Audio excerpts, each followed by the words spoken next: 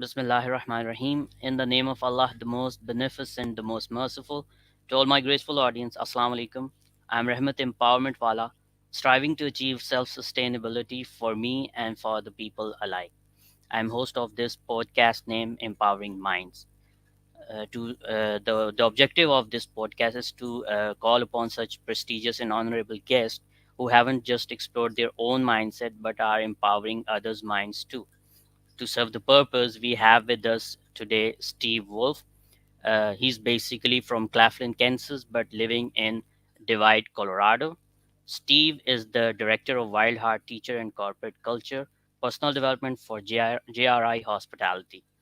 In addition to being a middle school principal and superintendent for the past 30 years, Steve is sought after to speak across the nation on issues dealing with educational and corporate leadership, employing revitalization, connection, and motivation, as well as culture and climate.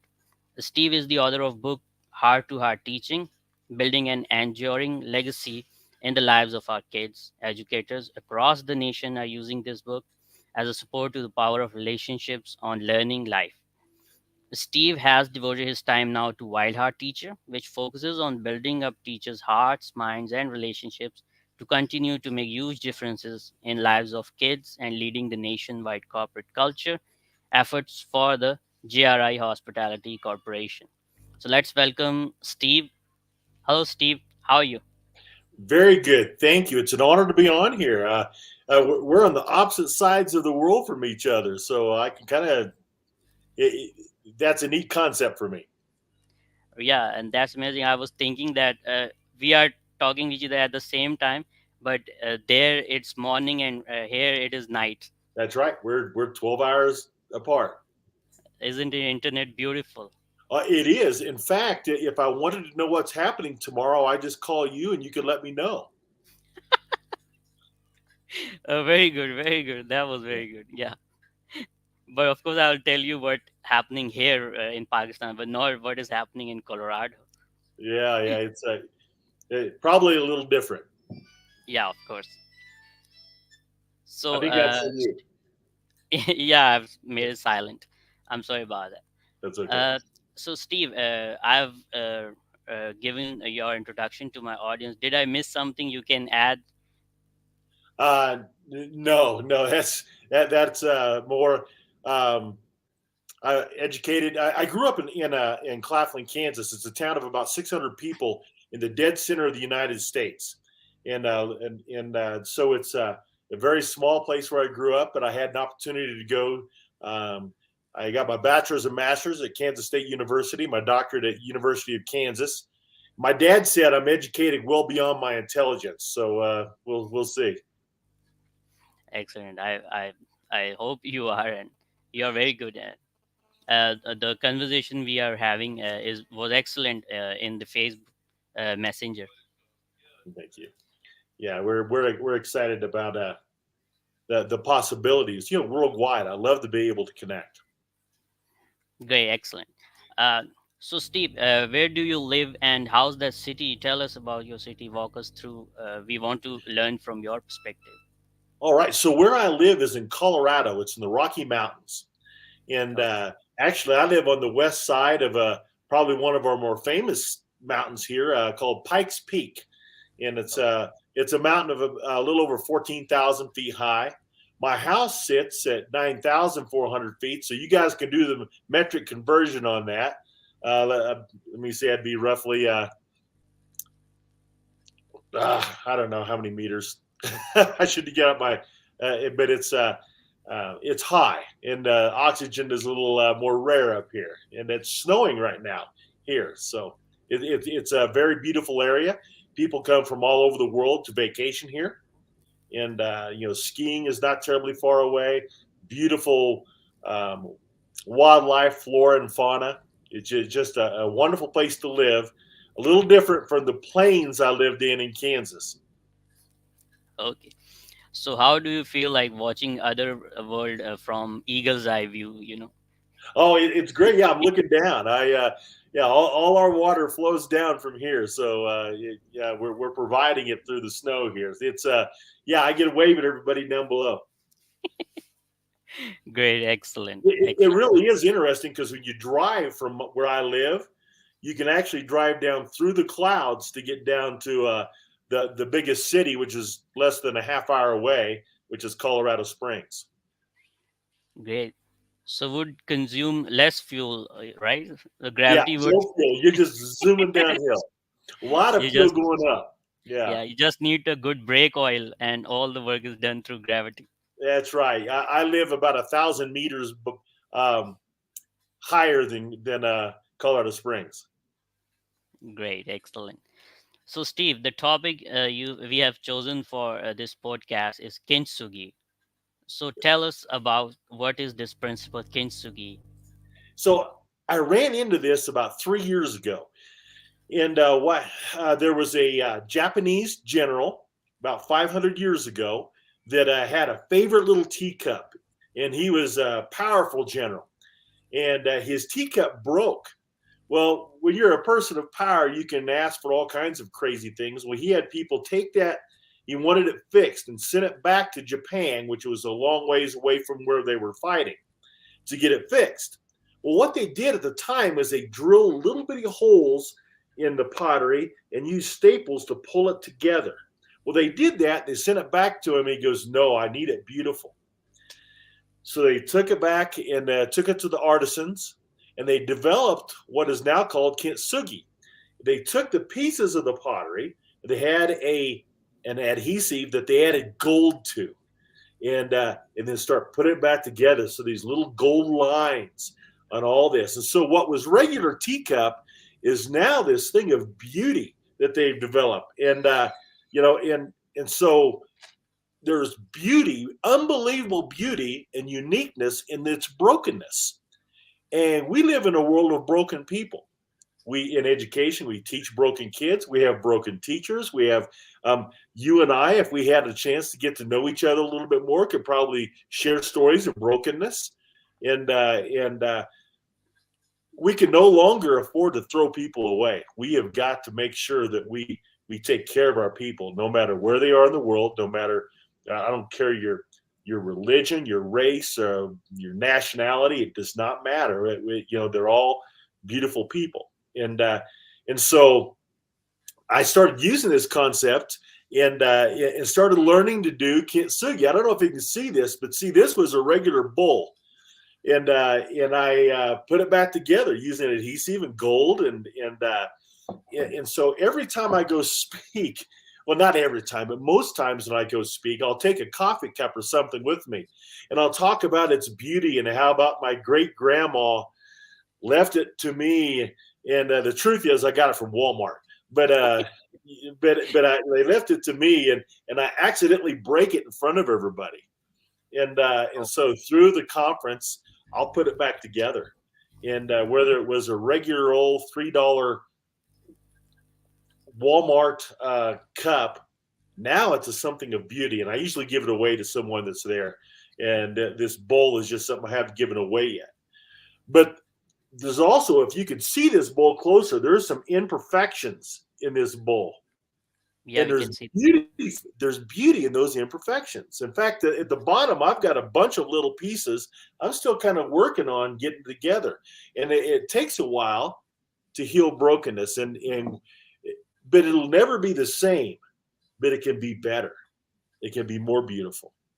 And so we're trying to do that with our kids, and we really focus on relationship and making sure that every kid is seen, heard, and loved. Kids that are seen, heard, and loved at home, they come to school ready to go. They're ready to learn. But those that aren't seen, heard, and loved at home and are probably broken, they come to school to first be seen, heard, and loved. And they need that before they can truly learn. And that's almost doing kintsugi on the kids. Put it back together. Wild Heart Teacher takes it another step further. We've discovered that teachers are great at making sure kids are seen, heard, and loved, but they do not do a good job of doing that for one another. And so we really focus through Wild Heart Teacher on bringing teachers healing the brokenness, and then teaching them how to make sure that they can kintsugi one another to be able to help each other um, through their brokenness to be uh, amazing people that they were meant to be. And they've all gone through some brokenness. And the ever since the pandemic, that was hard times for our educators, and Sure. it cost them something. And so we go through the process of, number one, building relationships. This is our Kintsugi process. Number two is releasing all the stuff that we don't need to keep. We've got to let go some of that pain. We've got to let go some of that anger. We've got to let go some of that sadness, that remorse, all those things, because the last few years have cost you something. And so we go through a process of talking about what it did cost us, and then what we're willing to really let go of, and let it go. The third part is believing what you do will make a difference long after you're gone from this world. What you're doing today, what you're empowering minds, those are minds that will live on after you're gone from this world. And you're making a difference that's going to last on. And we have to remind educators that's what they're doing. I will not live long enough to see some of the differences some of my kids have made, and some of the educators that I make a difference in their life make. I bet I will live on through them. And the last thing is to rise. Why don't we take things to new levels? Why stay here when we can be here? Why settle for second when first is available? And so we really focus on those things. And the beginning concept, though, is that general, that Japanese general 500 years ago, when he needed that cup fixed. And there's a whole lot of power in bringing people back together. Great. Usually generals don't do good things much enough, but that general did amazing thing, right? Yeah, and he didn't know it. Yeah, that's amazing. So what you have spoken in the last 5 10 minutes, I would get that empathy is the key here to Yes. how to develop that empathy. Could you shed some light on that? Yeah, I think it has to be a practice you actually think about. There are some people that are more naturally empathetic, but it has to be something that you mean to do, that you're thinking about, that you're looking at. When I look at you, uh, I'm looking deeper than the guy with the headset on. I'm looking, I'm looking for some reason. You started this thing, and you wanted to make a difference. And I don't know what happened last night in your, or this morning in your house, or whatever it is there in Pakistan. You may have been bitten by the dog, and broke your favorite teacup, and your wife screamed at you for something who knows what, and you ran off to do something at the store, and they were out of what you needed, and then you came back to do this thing. And so I don't know what's happened in your life. And uh, but part of empathetic me is I will constantly be listening and looking at your body language, at your voice, your inflection. Is there joy in your eyes? All those things that we look for, and that's being empathetic. That means looking beyond you. It's we over me. The world does not turn around Steve Wolf. I could go away tomorrow. The world will be just fine. But I will have made a difference that'll live on beyond me, and so will you. And we all make a difference. When you walk into a room, the room is either going to be a better place or a worse place because you're there, and you have to decide that. And it's going to be a much better place if you're an empathetic individual that'll look to others' needs, and empathize with them. Sometimes even sympathize with them. Great. Excellent, Steve. You really, enlightened our mind, what you have spoken in the last 1 or 2 minutes. Thank you so much for the wonderful conversation we are having. So I'll ask, how has your personal journey influenced your approach to putting people back together again? we've all gone through brokenness, Of um, course. and I have as well. Um, a lot of the times our brokenness it happens because of stupid decisions we make. True. For a decade or so, there was a national organization that asked me to come every year to the national conference and give pretty much the same talk, which was, um, you know, 18 years of mistakes, airing my dirty laundry, because success lies in the far side of failure. I've made the more you the more you do, the more mistakes you're going to make, and so I've made mistakes in my life and in my jobs, in my relationships, um, in my relationships, with my family, with my people I work with, all those folks.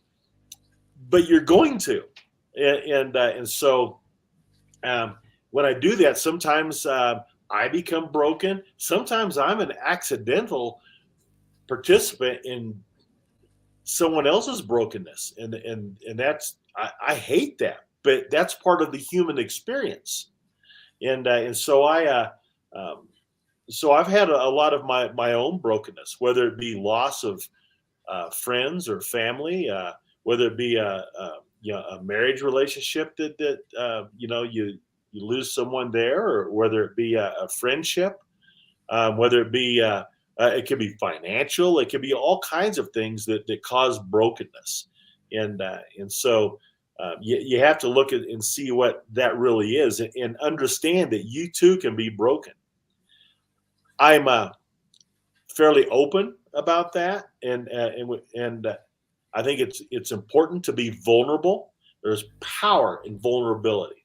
Um, uh, that to me, vulnerability is the beginning of all new powerful things. To be vulnerable in who you are, and this is the real me. This is not a mask.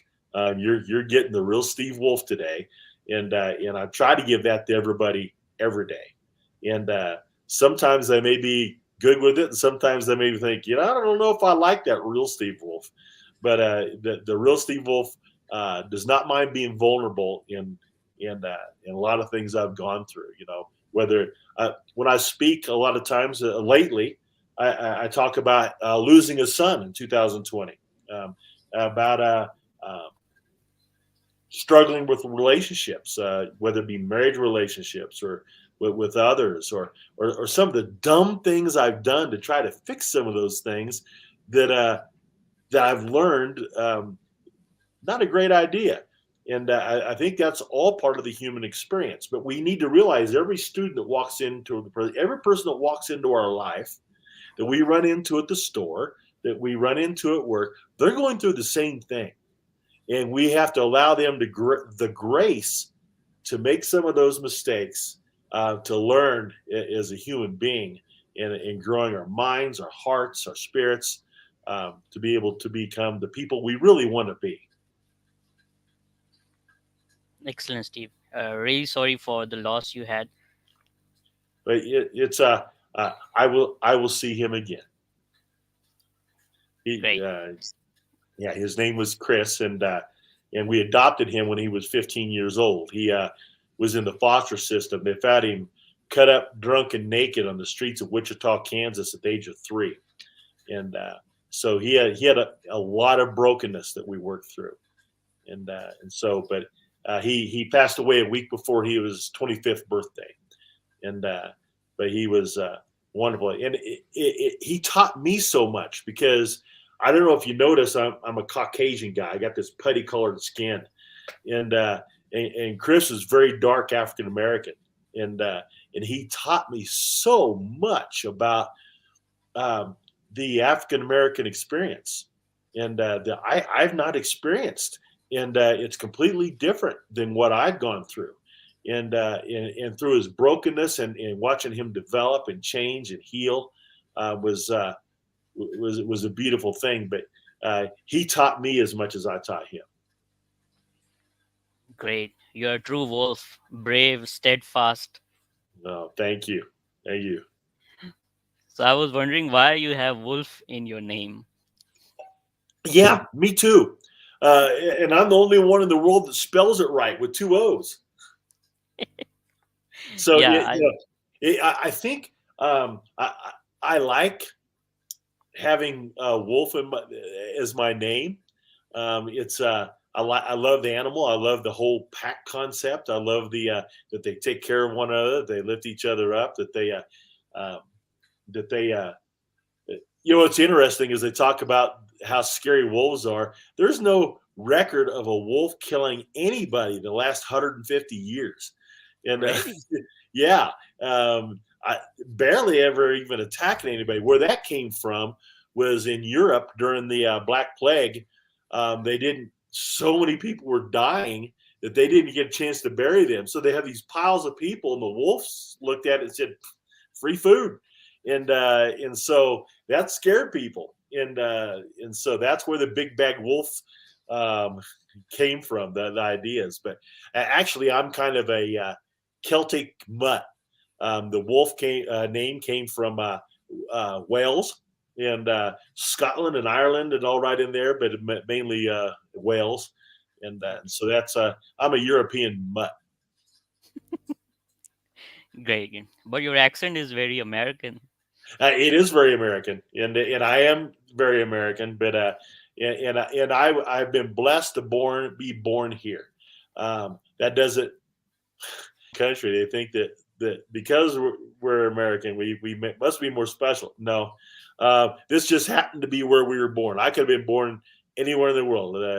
Nigeria, um, Wales, Pakistan, any place, and my life would have been different wherever I'd have been born. I just hadn't been born here and have the opportunities given to me, blessed with having been born here. Great, great, very patriotic from you, Steve. Great. Yeah, kind of. I don't. Yeah, I don't want to be known as a patriot. I love my country, but I'm more in love with people than I am my country.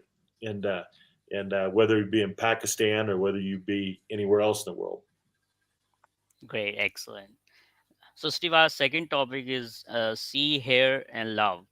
So, So I started to hit that just a little bit.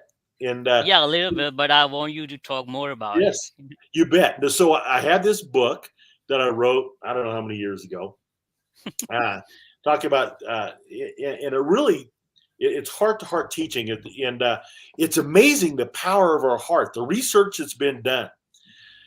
We see the shape of a heart, it's love and all those type of things. But to me, for a long time in my life, that seemed kind of silly. That my heart tells me, really, your heart's just an organ; it beats. Your brain's telling you.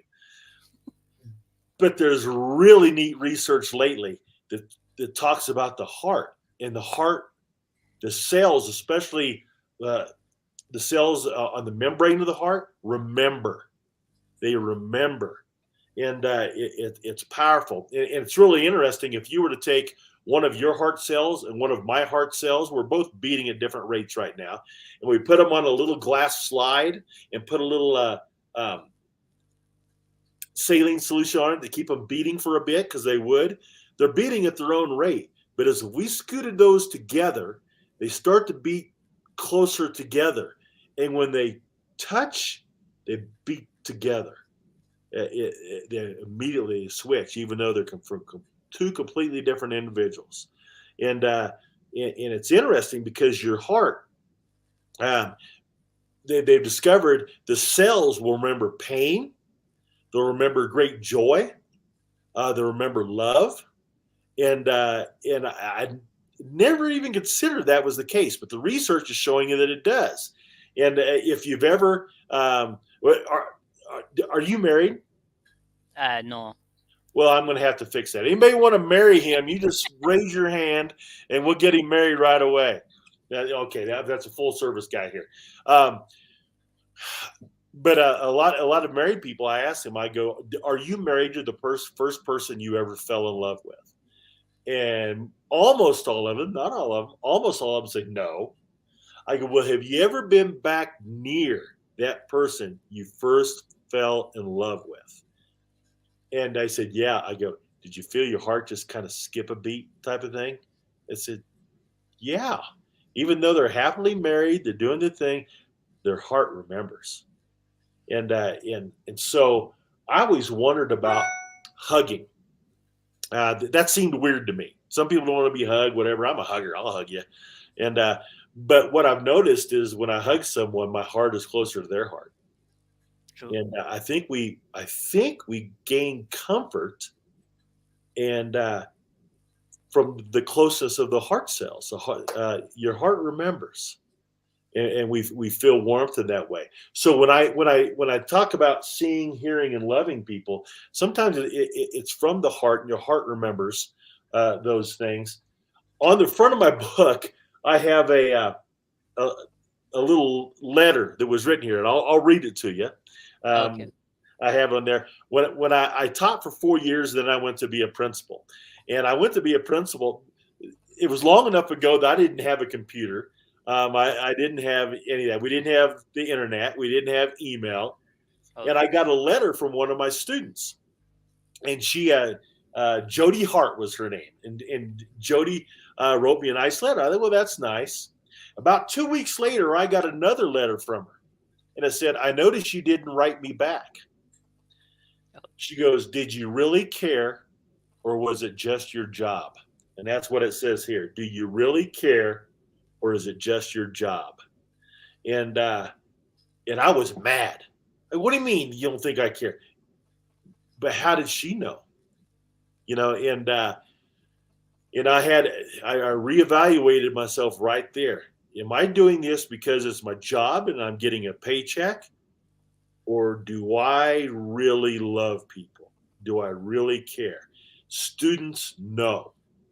They they will run through a wall for someone they know sees them, hears them, and loves them.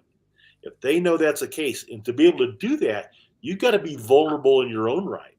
Because I work with middle school kids, ages 12, 13, 14, right in that range, 11, 12, 13, 14. At that age, their frontal lobe hasn't developed yet. They're still working on that. They'll do Okay. crazy things. They'll do things. They'll get in trouble. They get sent to my office, and you ask them why they did it. They go, "I don't know." Well, the truth is, they don't know. But what they do know is how you treat them and how you make them feel. And so, a middle school kid, a lot of times, will reject you, they'll reject you, and then they'll start to love you and start be open to who you are, just so you don't give up as the adult, and that you hang right in there. You realize that sometimes they're broken, they've gone through terrible things. It's you've got to hang in there. You've got and they'll start doing the same. They'll start seeing you, hearing you, and loving you as well as an educator. If you do that, we're more than information dispensers. We build human beings. We just don't build True. curriculum and information. And and so seeing, hearing, and loving uh, our students is job one. You know, we've got to do that first, and that also creates a school culture that's completely different, and that's probably a whole nother subject. Great. Excellent. You talked about the heart remembers and hearts. Heart cells, they remember. Yeah. So is it that because when we feel emotionally hurt, we feel pain in our chest? That is why. I think, yeah, there is some of that. There is some of that. It I had a situation in a very, very, very close relationship, someone I dearly love, that I had hurt, and and they were feeling pain in their chest, and they went to get the doctor. They checked out, and everything was good. The doctor says, "Well, are you feeling stress in a relationship?" I said, "Yes." He goes, Hmm. "Your heart remembers. Your heart knows," and that pain was there, and it was, and unfortunately, I was a person that probably helped inflict some of that. I didn't mean to. You know, I think you probably know from now, I'm not a mean human being. I No, like to never. think I'm kind in every way, True. um, but I'm also realistic enough to know that I'm not always perfect, and that person was having chest pains be, because of that, and the doctor said that's it, and and so I had to deal with that, and that person chose to deal with it in a way I didn't like, but it would, but they dealt with it, and so the pain, it is there. The chemicals are released, even in your brain. Um, if to remember something, if I make you laugh or I make you cry, I've got you. And I did that to students as well. I usually made them laugh. Occasionally, uh, they would get emotional enough to have tears. But when I did that, I knew everything I was sharing was staying in their mind, and some of it may have stayed in the heart cells as well. I still have a very close relationship with students. Um, on my Facebook, I have over 2,500 former students I keep track of, and I Excellent. love them all, and I'm so proud of the things that they do. In fact, Wild Heart Teacher would not exist without one of my students investing in me, and his name's Jason Ingermanson, and he runs JRI Hospitality, and I am so proud of him and his business and the difference he's making in the world. But he turned around and invested back in his former principal, and and he's making difference in the lives of teachers and educators all over the world because of his investment back in me, and that relationship continued because of Facebook. Great, excellent. You talked about teenage kids. Sometimes it really gets hard to deal with those furious. When they get furious, it's really hard to deal with them. So how to be remain patient in dealing with teenagers, especially. So first of all, you got to remember you when you were a teenager. Um, oh my goodness, it's some of us were terrible. There were things I did as a teenager that I would never dream of doing now because I didn't have life experience. I didn't have those things. When kids make mistakes, those are wonderful learning opportunities. So we have to remember that. We have to remember that. And so, as a principal of a school for 18 years, I dealt with a lot of discipline. And I got to the point where, in fact, this is my chair. This is my principal chair. And they would come in, and that half the time they didn't know why the stupid thing they did, but I would talk to them, and when we get down to the end, eventually there's got to be consequences for actions. And I'd look at the kid and I'd ask him, I go, hey, am I mad at you right now? Yes. Yeah, I am. A little mad at you right now. Do I love you? Yeah, I do. I still love you. I'm mad at you. You're going to be fine, but you're going to pay the price for this one. and but we're going to be good, and I'll make sure you keep going. And so of those 2,500 kids, there's probably 500 of them I dealt with discipline issues, and and they've turned out to be great people, and it's okay. To be able to um, see them. They made mistakes, and we've all have. And my job is to help them learn from those mistakes. Great, excellent, excellent, Steve. Steve, I would love to know from you the whole experience of life you have. You have seen good moments, you have seen tense moments, of course. So, in 1 or 2 minutes, how would you pass that experience to people like me and my audience? I would love to know. So what I do is make myself vulnerable. I'm not hiding anything from you.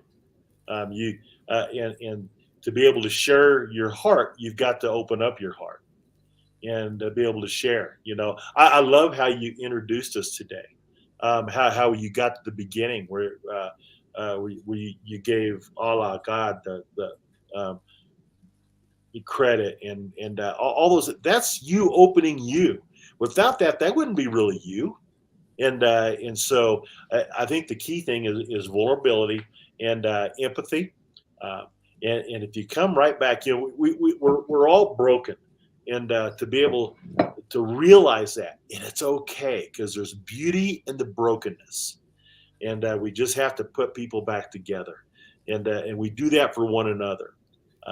There's a spiritual power that I use as well. I'm not your Sunday school teacher, so we won't go into that here, but that's all part of it. My mental, my physical, my spiritual um, part, that connection piece, all that together is who we are, and that way we can really go from the heart to the heart of someone, and we can go to their brain through their heart rather than the other way around. Very excellent. A question arose in my mind: being vulnerable, isn't it dangerous? Because You have to be a little careful who you're vulnerable with. great, Um, yeah, yeah, there is danger. There is danger in everything. That's risk taking. That's a whole other talk I give on risk taking. Um, but it is a risk when I don't know if you've ever had a relationship with a significant other, but opening I yourself do up have to it. them, that's a risk. It's a risk. I I was talking to a new friend the other day, and so I was sharing some stuff. Like, you may go running for the door, but I'm opening and vulnerable. But there are some people that are not worthy of your vulnerability True, yet. They may take that and look to hurt you. Occasionally, that's going to happen. It just is, and but there's so much benefit that can come from vulnerability than not being. Um, that I take those risks. Occasionally I'm going to get hurt with that, and that's all part of the human experience as well. true, excellent. The last question, Steve, which is my favorite question, and I usually ask my guests this: what advice would you give to a 25 years younger version of yourself? Oh, um, when I was 25, I was glad to be your judge, jury, and executioner. I knew there was black and white. It was right and wrong. It was whatever. Oh, open yourself to everything. I had a gentleman when I was in college named Bob Anderson, and he said, "All that God is available to the person who is available to all that God is." Well, in life, it's the same way. All that life is available to the person who is available to all that life is. And to make you to open yourself up to the possibilities that you may be wrong. You have things to learn, that just because I think it doesn't mean it's so. All that at 25 years old, you think you have the world figured out, and the older I get, the more educated I got, the more I realized I didn't know, and I had a lot to learn. Great. So keep learning. That's what you are trying to say. Absolutely. I'm still Great. learning. I am 50, 11 years old now, and you 50, can do the 11. math. And so I'm and my days on earth are numbered. The actuary tables say I will live to be 72, which is what, 27,280 days. Well, I'm well over 20,000 now, so I'm starting to try to make my days count. Because I only have so many days in this earth, and in the process, I try to learn something new every day about me, about the world, about the people I interact with. Excellent, excellent, Steve. Wonderful advice. Do you like traveling, Steve? I do. I've traveled all over my own nation, but I've only really gone overseas for the first time in September. I've canoed into Canada. I've been across the line to Mexico, but those are easy here. Um, Yeah. I went to Ireland, and Oh, to the island of Ireland, and what a wonderful experience! I spent about 9 days there, and it's beautiful. But I was more interested in people. I looked for places where I could go hang out with the people. What a beautiful people! And so to be able to go to Pakistan or something like that would be amazing. I had a friend that when I was working on my doctorate that was from Northwest Pakistan. She was the first. Um, woman to ever get her master's degree in the Northwest Territories there, and just an amazing individual. But but I want to go to the rest. I want to try a new country every year, Great. but it isn't about the land. I want to know the people. Excellent. So I would extend the invitation that you must visit Pakistan Oh, I in would love to go to 2024. Pakistan. That would be wonderful. I'd have to work on my Urdu, but No, that would be you won't wonderful. feel like they're using much Urdu because English is a second language here. So you'll find people, speaking and understanding English. Oh, that's wonderful. That's wonderful. Well, I'll tell you what. I would definitely take you up on that. If I get to Pakistan, I would love that. Amazing. I'll wait for you. Okay. Great. Thank you so much, Steve, Woolf, for your precious time you have given me and your presence you have shown me. And this wonderful talk to you, wonderful conversation, and the pearls of wisdom you have shared with us. Thank you so much for all of that. Good. Let's keep this friendship going. Yeah, definitely. Stay connected and on LinkedIn too, on Facebook, and And you whichever are, if platform. you can get to the United States, you're always welcome to stay in my home. Excellent. Thank you so much. Thank you for the invitation. I'll definitely write that down. I would love it. Thank you Okay. so much, Steve. Thank you. Thank you. So the audience, you were listening, hearing, and watching Steve Wolf. What a wonderful man he is, and what a wonderful conversation we had last 41, 42 minutes. I hope you enjoyed this session as much as I have. I'll see you next time with next guest. Keep doing amazing things. Have a good night. Bye.